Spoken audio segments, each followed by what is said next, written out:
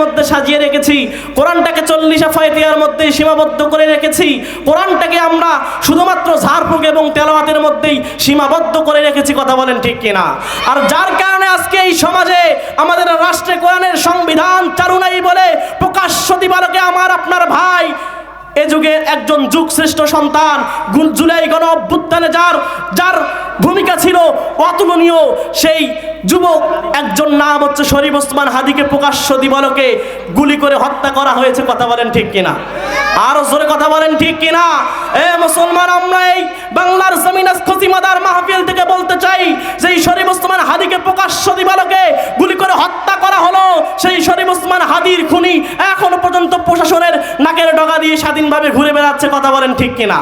কিন্তু যদি আজকে কোরআনটা পার্লামেন্টে বাস্তবায়িত থাকতো, হত্যার বদলে হত্যা যদি কেসাস নেওয়া হতো, আল্লাহি কোন মায়ের সন্তান এই বাংলার জমিনে কাউকে হত্যা করার সাহস পেত না। কথা বলেন ঠিক কিনা? আমার দিনী ভাইরা, রাষ্ট্রের নায়ক যারা, এই রাষ্ট্রের দায়িত্বে যারা আছে, আমরা তাদেরকে বলতে চাই, অনতিবিলম্বে হাদির খুনিকে ধরে বাংলার পার্লামেন্টে সর্বোচ্চ মৃত্যুদণ্ডের আইন বাস্তবায়িত করা লাগবে। কথা বলেন ঠিক কিনা? এদেশের স্বরাষ্ট্রমন্ত্রী ঘোষণা দিচ্ছে, হাদির খুনিকে যদি কেউ ধরিয়ে দিতে পারে তাহলে 50 লক্ষ টাকা পুরস্কার দেওয়া হবে।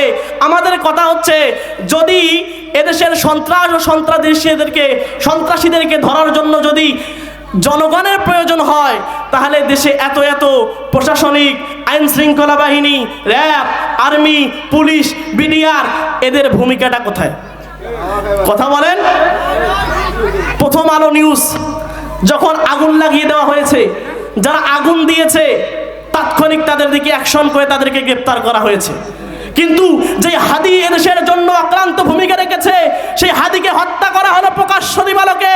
এখনো পর্যন্ত সেই সন্ত্রাসীদেরকে ধরে এখনো পর্যন্ত কেন জেলের ভিতরে রাখা হলো না? আমাদের প্রশ্ন। কথা বলেন ঠিক কিনা? যারা এদেশের দায়িত্বে আছে, আমরা তাদেরকে বলতে চাই, অনতিবিলম্বে যদি হাদির খুনিকে ধরে গ্রেপ্তার করে শাস্তির আওতায় আনতে না পারেন, তাহলে এদেশের ক্ষমতা যুব সমাজের হাতে হস্তান্তর করেন। এ দেশ ও দেশের মাটি থেকে চিরতরের জন্য সন্ত্রাসীদেরকে দমন করে ছাড়বে ইনশাআল্লাহ। কথা বলেন ঠিক কিনা? কারণ আমরা ইতিপূর্বে দেখেছি, এদেশের যুব সমাজেরা ফেসবুক ছেড়ে, ইউটিউব ছেড়ে, গার্লফ্রেন্ড ছেড়ে, খেয়ে না খেয়ে, রক্ত মাংস পানি করে, রক্ত লাগলে রক্ত দিয়েছে, জীবন লাগলে জীবন দিয়েছে, রাজপথে নেমে এই দেশকে আবার স্বাধীন করেছে। কথা বলেন ঠিক কিনা?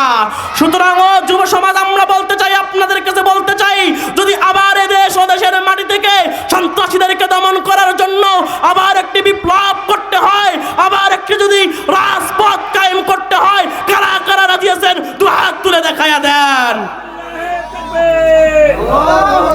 নারায়ে তাকবীর, নারায়ে তাকবীর। দিন ইসলাম, দিন ইসলাম, জিন্দাবাদ, জিন্দাবাদ। মরণেরই তরে ওদের গজিয়েছে ডানা, এই সুযোগে দে না রে তুই ওদের বুকে হানা। কথা বলেন ঠিক কিনা? আরে মরণেরই তরে ওদের গজিয়েছে ডানা, এই সুযোগে দে না রে তুই ওদের বুকে হানা। দখল করতে ওদের ঘাটি গড়ে নতুন ভিত, এখনো কি গাইতে হবে ঘুম ভাঙানি গীত? চলবে?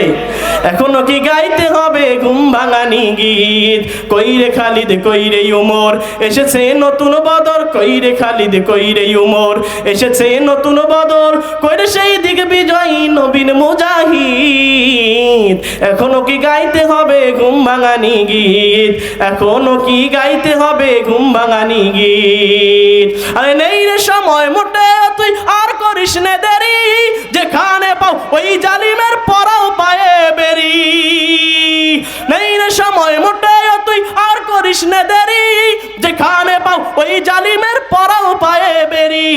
এই সময়ে দরকার এখন হাজারো সাইদ, এই সময়ে দরকার এখন হাজারো খালিদ।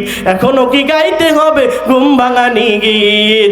এখনো কি গাইতে হবে ঘুম ভাঙানি গীত? কইরে খালিদ কইরে উমর, এসেছে নতুন বদর। কইরে সেই দিকে বিজয়ী নবীন মুজাহিদ, এখনো কি গাইতে হবে ঘুম ভাঙানি গীত? নারায়ে তাকবীর।